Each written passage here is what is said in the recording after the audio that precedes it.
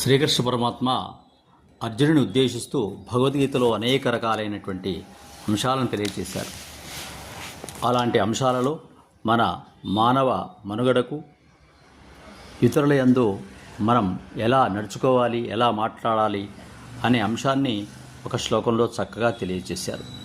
అనుద్వేగకరం వాక్యం సత్యం ప్రియహితం చ యత్ స్వాధ్యాయాభ్యసనం చైవ వాంగ్మయం తప ఉచ్యతే అని భగవద్గీత 17వ అధ్యాయంలో 15వ శ్లోకంలో శ్రీకృష్ణుడు ఉపదేశించాడు. అంటే ఇలా మాట్లాడని వారంతా వాంగ్మయ తపస్సు లేనివారని, సత్వగుణ శూన్యులని, అనవసరముగా ఇతరుల మనస్సులను బాధించేవారని తాత్పర్యం. ఎవరైనా కృష్ణ భక్తుడైనా కాకపోయినా సరే సన్మార్గములో ఉన్నాను అనుకుంటే నోరు అదుపులో ఉంచుకొని ఇతరుల మనస్సులకు ఉద్వేగం కలిగించే విధముగా మాట్లాడే అలవాటు మానుకోవాలి. పైన చెప్పినట్లు ఉండకపోతే తన నమ్మిక బూటకమే, జనాల్ని మోసం చేయడమే, పరమాత్మ కృపకు అర్హత లేనివాడే అని అర్థం. కృష్ణుడు ఏం చెప్పాడు? అనుద్వేగకరం వాక్యం.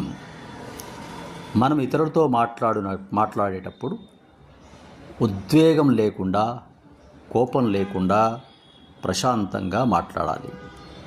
సత్యం ప్రియహితం చ యత్. సత్యంగా, ప్రియంగా, హితంగా ఉండేటట్లు మాత్రమే మాట్లాడాలి. ఇది స్వాధ్యాయాభ్యసనం చైవ. ఇది తన యొక్క అధ్యయనం వలన, అభ్యాసం వలన సాధనలోకి తీసుకొని రావాలి.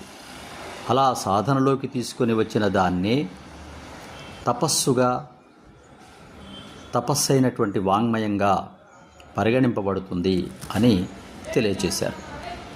కాబట్టి మాట పట్టింపులే మరణం వరకు కూడా తీసుకొని వస్తాయి. అందుచేత తపస్సులాగా మాటను మాట్లాడాలి. మాట్లాడేటప్పుడు నోట్లో నుంచిన ప్రతి మాట సత్యానికి, హితానికి, ప్రేమకు ఆస్పదంగా ఉండాలి. ఒక శిల్పాన్ని ఏ విధంగా చెక్కి మన ముందు మనోహరంగా నిలబడతాడో అలాగే మనం మాట్లాడేటప్పుడు లోపల దంతాల నడుమ ఆ మాట చెక్కబడి ఒక ప్రసన్నమైన శిల్పంలాగా ఎదుటివారి మనస్సులను ఆహ్లాదపరిచేటట్టుగా బయటికి రావాలి. అది వాచిక తపస్సు.